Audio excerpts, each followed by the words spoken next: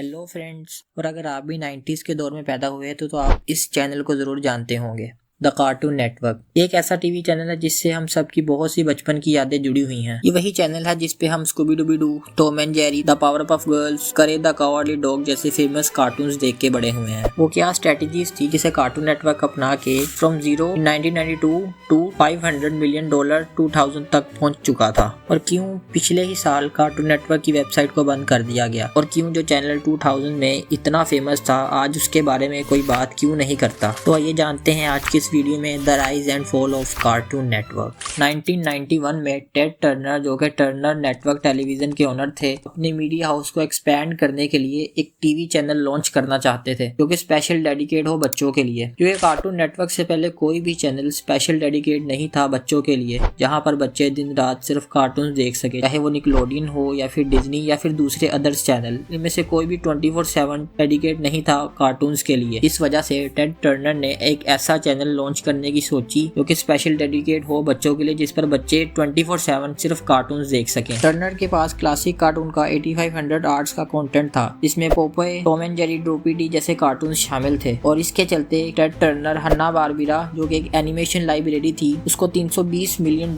में खरीद लेते हैं। ये एनिमेशन लाइब्रेरी कार्टून नेटवर्क के लिए फाउंडेशन का काम करती है। टेड टर्नर बेटी कोहन, जो कि बिजनेस वूमन और मीडिया एग्जीक्यूटिव थी, उन्हें भी हायर करते हैं। इनका काम होता है एक चैनल डेवलप करना जहां पर हन्ना बारबीरा के एनिमेशन कार्टून्स को दिखाया जा सके। और इसी के साथ 1 अक्टूबर 1992 को कार्टून नेटवर्क को लॉन्च कर दिया जाता है। शुरुआत में कार्टून नेटवर्क पर सिर्फ Tom and Jerry, Droopy D जैसे कार्टून्स ही दिखाए जाते थे। लॉन्च के बाद कार्टून नेटवर्क के लिए जो सबसे बड़ा चैलेंज था वो था पॉपुलैरिटी को गेन करना, क्योंकि उस वक्त कार्टून नेटवर्क यूएस की सिर्फ गिनी चुनी स्टेट्स में ही दिखाया जाता था। और कार्टून नेटवर्क के पास 18,000 में से सिर्फ 233 केबल्स नेटवर्क थे। अपनी पॉपुलैरिटी को बढ़ाने के लिए कार्टून नेटवर्क ने पैकेजेस डील देना शुरू की, जिसमें अगर किसी के पास TNT या फिर TBS, जो उस वक्त काफी फेमस टीवी चैनल्स थे, उनमें से किसी एक का सब्सक्रिप्शन होता तो उसे कार्टून नेटवर्क का सब्सक्रिप्शन फ्री में मिल जाता। और ये चीज कार्टून नेटवर्क के लिए काफी फायदेमंद साबित हुई। साल 1904 के आते आते cartoon network 5th most distributed cable network बन चुका था। दूसरा चैलेंज था कार्टून नेटवर्क के लिए अपना खुद का कार्टून लॉन्च करना, क्योंकि अब तक जितने भी कार्टून नेटवर्क पर दिखाए जा रहे थे उनका कॉपीराइट MGM और वार्नर ब्रोस जैसी कंपनीज के पास थे, जिस वजह से हन्ना बारबीरा की new division cartoon network studio की बुनियाद रखी गई। और वटा कार्टून, जिसे वर्ल्ड प्रीमियर टोन भी कहा जाता है, इसकी प्रोडक्शन स्टार्ट की गई। इस डिवीजन का पर्पस था कार्टून नेटवर्क का अपना ओरिजिनल कार्टून प्रोड्यूस करना, जिसमें एनिमेटर्स को क्रिएटिव कंट्रोल दिया गया और बजट को भी बढ़ा दिया गया। और 1994 में कार्टून नेटवर्क ने अपनी पहली series Space Ghost Coast to Coast को लॉन्च किया। ये शो हन्ना बारबीरा की एनिमेशन पैरोडी टॉक शो को रिसाइकल करके बनाया गया था। ये टॉक शो स्पेस और सुपर हीरोज पर बेस्ड था, और यहीं से शुरू हुआ कार्टून नेटवर्क का गोल्डन ईरा। स्पेस गोस्ट के बाद कार्टून नेटवर्क ने डेस्ट्रॉयड लेबोरेटरी, जिसकी खतरनाक लेबोरेटरी और एक्सपेरिमेंट्स आज भी 90s के लोगों को याद है, जॉनी ब्रेवो, जो कि हमेशा लड़कियों के चक्कर में रहता था, the Powerpuff Girls, Ed and Eddy जैसे पॉपुलर शो को अपने नेटवर्क पर टेलीकास्ट किया। और साल 2000 के आते आते कार्टून नेटवर्क की वर्थ 0 से $54 मिलियन तक पहुंच चुकी थी। लेकिन इतनी कामयाबी के बाद भी टर्नर कुछ ज्यादा सेटिस्फाई नहीं थे। वो अपने चैनल को यूएस का सबसे बेस्ट और पॉपुलर चैनल बनाना चाहते थे, क्योंकि उस वक्त कार्टून नेटवर्क के दूसरे कॉम्पिटिटर जैसे निकलोडियन और डिज्नी अपने सक्सेसफुल एनिमेटेड सीरीज के साथ साथ अपनी ऑडियंस को famous live action shows like Drake and जोश, हन्ना मोंटाना पर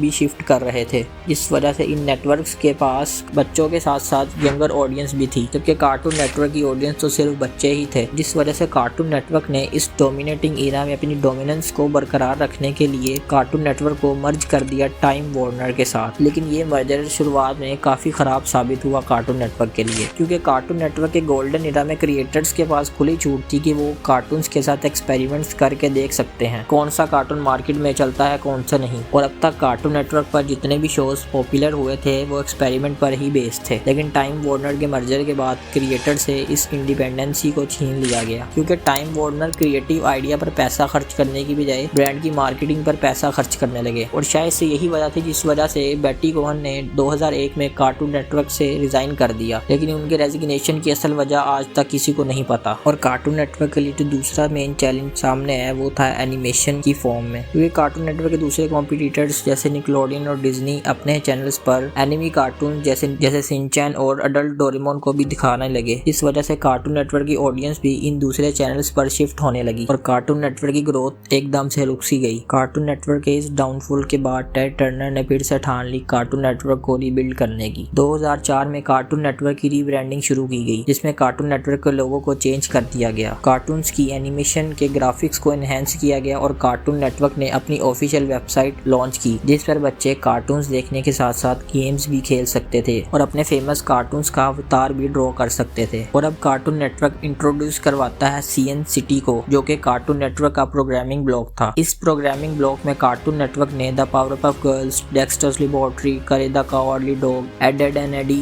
tin Titans, Foster's Home for Imaginary Friends, Ben 10, anime cartoons like Dragon Ball Z, Justice League, the Batman जैसे famous shows को introduce करवाया, जो कि ऑडियंस को बहुत ज्यादा पसंद आए। और इन शोज की पॉपुलैरिटी से कार्टून नेटवर्क को एक बार फिर से बूस्ट मिला। लेकिन टेड टर्नर इससे कुछ ज्यादा सेटिस्फाई नहीं थे। टेड टर्नर भी अपने चैनल पर लाइव एक्शन शोज को दिखाना चाहते थे, जैसे कि उनकी कॉम्पिटिटर्स कर रहे थे, जिस वजह से कार्टून नेटवर्क 2010 में इंट्रोड्यूस करवाता है CN रियल को। इस प्रोग्रामिंग ब्लॉक में कार्टून नेटवर्क पर लाइव शोज को दिखाया जाने लगा, क्योंकि कार्टून नेटवर्क के कॉम्पिटिटर निकलोडियन और डिज्नी अपने चैनल पर पहले ही लाइव एक्शन शो दिखा रहे थे, जिस वजह से इन चैनल्स के पास यंगर ऑडियंस भी थी। और इन्हीं को कॉपी करते हुए कार्टून नेटवर्क ने अपने चैनल पर भी इन लाइव एक्शन शोज को दिखाना शुरू किया, जिसमें destroy build destroy, the other siders, Bobby says को दिखाना शुरू किया। कार्टून नेटवर्क ने इन शोज को फेमस करने के लिए वो कार्टून जो कि कार्टून नेटवर्क की बेस थे, जैसे Ed and Eddy, the Powerpuff Girl जैसे पॉपुलर शोज को कार्टून नेटवर्क पर दिखाना बंद कर दिया। लेकिन ये लाइव एक्शन शोज ऑडियंस को बिल्कुल भी पसंद नहीं आए, क्योंकि कार्टून नेटवर्क की ज्यादातर ऑडियंस तो बच्चे ही थे, जिस वजह से इन शोज को सिर्फ 2 साल के बाद ही बंद कर दिया गया। CN रियल के फेलियर के बाद जब कार्टून नेटवर्क ने देखा कि उनकी ऑडियंस लाइव एक्शन शोज पर शिफ्ट नहीं हो रही, तो कार्टून नेटवर्क ने अगेन एनिमेटेड कंटेंट पर फोकस शुरू कर दिया। और 2010 में कार्टून नेटवर्क ने अपने कंटेंट और चैनल दोनों को अपडेट किया, जिसमें कार्टून नेटवर्क के लोगों को दोबारा अपडेट किया गया, क्रिएटर्स को दोबारा फ्रीडम दी गई कि वो कार्टून्स के साथ एक्सपेरिमेंट कर सकते हैं, बजट को बढ़ा दिया गया और बहुत से नए कार्टून्स कार्टून नेटवर्क ने अपने चैनल पर टेलीकास्ट किए, जिनमें Adventure Time, Steven Universe, the Amazing World of Gumball, Ben 10 Ultimate Alien, Generator Rex जैसे शोज शामिल थे। और तो और कार्टून नेटवर्क ने एनिमी कार्टून्स जैसे Dragon Ball Z, Justice League जैसे कार्टून्स को भी अपने चैनल पर टेलीकास्ट किया, जो कि ऑडियंस को बहुत ज्यादा पसंद आए। अब देखा जाए तो कार्टून नेटवर्क के पास बच्चों के साथ साथ अडल्ट ऑडियंस भी थी, जहां बच्चों में the Adventure Time, Steven universe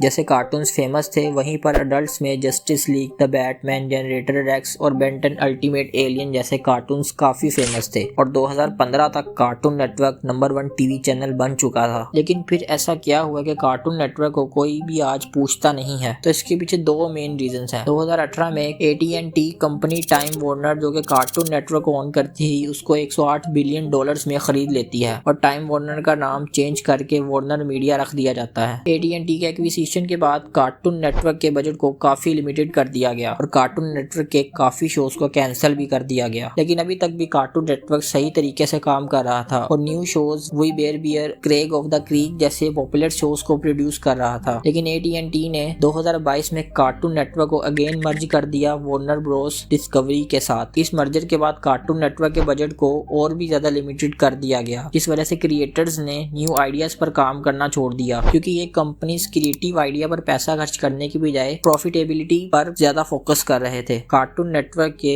downfall का जो दूसरा मेन रीजन है वो है the rise of streaming platforms. Warner Bros discovery cartoon Network का ज्यादातर content streaming platform HBO Max पर दिखाने लगे, जिस वजह से ऑडियंस की अटेंशन कार्टून नेटवर्क से इन स्ट्रीमिंग प्लेटफॉर्म पर शिफ्ट होने लगी। और यही वजह थी कि 20 सालों के बाद कार्टून नेटवर्क की ऑफिशियल वेबसाइट को बंद कर दिया जाता है। कार्टून नेटवर्क आज भी अपने चैनल को बेहतर बनाने की कोशिश कर रहा है, लेकिन अब ये तो वक्त ही बताएगा कि कार्टून नेटवर्क दोबारा डोमिनेट कर पाता है कि नहीं। लेकिन आप दोस्तों की इस बारे में राय क्या है मुझे कमेंट सेक्शन में जरूर बताइएगा और अपना फेवरेट कार्टून भी जरूर बताइएगा। तो मैं मिलता हूँ आपसे नेक्स्ट वीडियो में, तब तक के लिए गुड बाय।